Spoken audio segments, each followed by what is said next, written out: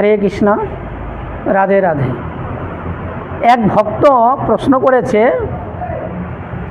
যে নারায়ণশিলা কোথার থেকে উৎপত্তি হয়েছে, বা স্ত্রী জাতি কেন নারায়ণশিলা স্পর্শ করতে পারে না বা ধরতে পারে না,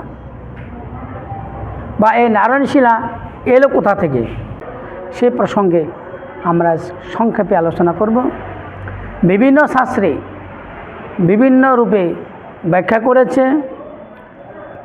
তো এক জায়গায় ব্যাখ্যা করেছেন যে যখন স্বর্গের দেবতাগণ চিন্তা করলেন যে আমরা তো নিজেদের কল্যাণের জন্য সবসময় পুণ্য করে থাকি,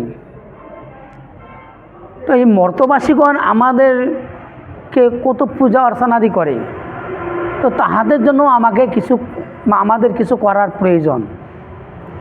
এই চিন্তা করে সব দেবতাগণ পিতামহ ব্রহ্মার কাছে গেলেন। পিতামহ ব্রহ্মার কাছে গিয়ে বলছেন, হে প্রভু, আমাদের ইচ্ছা হলো যে মর্তবাসীগণ আমাদের জন্য অনেক কিছু করেন, তো আমরাও এবার চিন্তা করলাম তাদের জন্য কিছু একটা করি। পিতামহ ব্রহ্মা বলেন, কি করবে শুনি? তখন বলছে, আমার মর্তে তাদের কল্যাণের জন্য একটি যজ্ঞ করব। ব্রহ্মা শুনে খুব খুশি হলেন। ঠিক আছে, খুব ভালো কথা, চলো। তো মূর্তি যে যজ্ঞ করবে, সে যজ্ঞটা কোথায় করা যায়? যে পবিত্র জায়গা চাই। তো পিতামহ ব্রহ্মাকে বলছেন, হে প্রভু, আপনি এই স্বর্গ থেকে মানে ব্রহ্মলোক থেকে একটা ফুল ছেড়ে দিবেন, সে ফুলটা যেখানে গিয়ে পড়বে সেখানেই আমরা পবিত্র জায়গা মনে করে সেখানে যজ্ঞ করব। ব্রহ্মা হাতের থেকে ফুল ছেড়ে দিয়েছিলেন। মর্তে এসে একটি জায়গাতে ফুলটি পড়ল, আর সেই জায়গাটির নাম হইল পুষ্কর, অর্থাৎ বর্তমান রাজস্থানের আজমের শহর থেকে 18 কিলোমিটার দূরে এই পুষ্কর তীর্থ, যাকে বলা হয় তীর্থরাজ পুষ্কর বা আদি তীর্থ। সর্বপ্রথম এই তীর্থই হয়েছে। সব দেবতাগণ মর্তে এলেন, এসে যজ্ঞ শুরু করলেন। 7 দিন ধরে যজ্ঞ হলো, এবং সপ্তম 7 দিনের দিন পূর্ণ আহুতি দিতে হয়। এবার পূর্ণ আহুতি দিতে গেলে 2 জনের প্রয়োজন, অর্থাৎ স্বামী স্ত্রী 2 জনের প্রয়োজন। এখন পিতামহ ব্রহ্মাকে বলছেন, প্রভু আপনি তো এসছেন, মা কোথায়? তখন দেবতাগণ মাকে আনতে গেলেন, অর্থাৎ ব্রহ্মার স্ত্রী সাবিত্রী দেবীকে আনতে গেলেন। সাবিত্রী দেবী বলছেন, তোমরা যাও, আমি এক্ষুনি আসছি। দেবতাগণ চলে এলেন, টাইম বেশিক্ষণ নেই, আবার চলে গেলেন দেবতাগণ মাকে আনতে। মা বলছে, আমি শাড়ি টাড়ি পরা হয়ে গেছে, তোমরা যাও, তোমাদের পেছনে পেছনে যাচ্ছি। কিন্তু সাবিত্রী দেবী আর আসছে না। তখন দেবতাগণের কথায় পিতামহ ব্রহ্মা একটি 14 বছরের কিশোরীকে বিবাহ করলেন, গান্ধর্ব মতে বিয়ে করলেন। বিয়ে করে ওং নমঃ স্বাহা ওং নমঃ স্বাহা করে পূর্ণ আহুতি দিচ্ছেন। এমন সময় তার পূর্ব স্ত্রী, অর্থাৎ অরিজিনাল স্ত্রী সাবিত্রী দেবী উপস্থিত। দূরের থেকে দেখতে পাচ্ছেন কি ব্রহ্মার বাম পাশে কেউ বসে যজ্ঞ আহুতি দিচ্ছে। যখন একদম কাছে এলেন, এসে তো সাবিত্রী দেবীর ক্রোধ বেড়ে গেল, সর্বনাশ। পিতামহ ব্রহ্মাকে বলছে, এই কে? তখন ব্রহ্মা বলছে, আমার স্ত্রী, অর্থাৎ গান্ধর্ব মতে বিবাহ করেছি। তোমার আসতে দেরি হচ্ছে বলে এই দেবতাগণ তারা জবরদস্তি আমাকে বিবাহ করে দিয়েছে, যে আহুতি দেওয়ার জন্য। তোমার দেরি হচ্ছে বলেই, তো তুমি চিন্তা করো না, আহুতি হয়ে গেলে একে ছেড়ে দেব। এই তখন সাবিত্রী এমন রেগে গেলেন, ব্রহ্মাকে অভিশাপ দিলেন, হে পিতামহ ব্রহ্মা, তুমি একটা 90 বছরের বয়স্ক, আর আমি তোমার এখনও বিবাহিত স্ত্রী জীবিত রয়েছি, আমি তো আর মরে যাই নাই, তুমি একটু অপেক্ষা করতে পারতে। যাও, তোমার এতই যখন আহুতি দেওয়ার শখ বা পূজা নেওয়ার শখ, তো আমি তোমাকে অভিশাপ দিলাম, এই মর্তে তোমার পূজা কেউ করবে না, আর তোমার মন্দিরেও কোথাও থাকবে না। ওইখানে ছিলেন শিব ঠাকুর।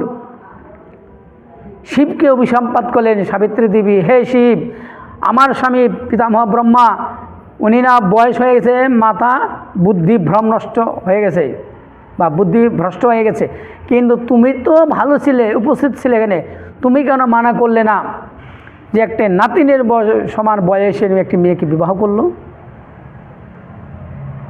তার মানে এখানে তোমার স্বার্থ রয়েছে, যাও আমি অভিশাপ দিচ্ছি, তোমার লিঙ্গ ছেদ হোক। এই তখন থেকে সাবিত্রী দেবীর অভিশাপে শিবলিঙ্গের সৃষ্টি হলো। যাচ্ছেন এইবার রয়েছেন বিষ্ণু। বিষ্ণুকেও ছাড়লেন না সাবিত্রী দেবী।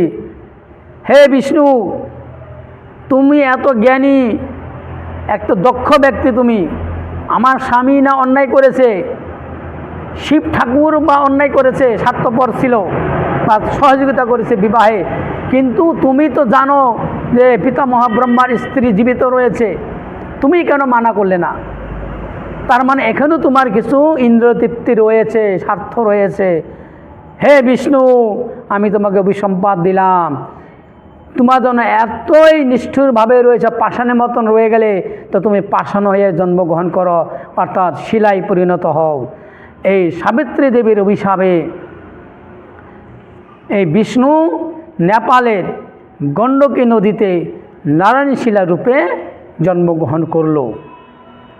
এই তখন থেকেই এই গণ্ডকী নদীতে নারায়ণ শিলা পাওয়া যায়।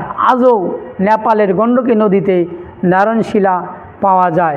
এই নারায়ণ শিলাই হচ্ছেন ভগবান বিষ্ণু। এখন কথা হলো, এই নারায়ণ শিলার পূজা কে কে করতে পারবে? তো গুরুদেবের মুখে বা বৈষ্ণবদের মুখে শ্রবণ করেছি যে স্ত্রী পুরুষ বা ব্রাহ্মণ ক্ষত্রিয় বৈশ্য শূদ্র সবাই এই নারায়ণ শিলা পূজা করতে পারে। তবে যদি পাঞ্চরাত্রিক দীক্ষা গ্রহণ করে সেই মহিলাই একমাত্র এই নারায়ণ শিলা পূজা করতে পারে বা স্পর্শ করতে পারে। সে যদি শূদ্র হয়ে থাকে, সেই যদি অর্থাৎ বৈষ্ণব দীক্ষা বা কৃষ্ণ মন্ত্রে দীক্ষিত হন, সেই একমাত্র নারায়ণ শিলা পূজা করতে পারে। বা বৈশ্য, সে যদি কৃষ্ণ মন্ত্রে দীক্ষিত হন, সে নারায়ণ শিলাকে সেবা করতে পারে, পূজা করতে পারে। বা ক্ষত্রিয় যারা, তারাও যদি কৃষ্ণ মন্ত্রে দীক্ষিত হন, তাহলে সে নারায়ণ শিলা স্পর্শ করতে পারে।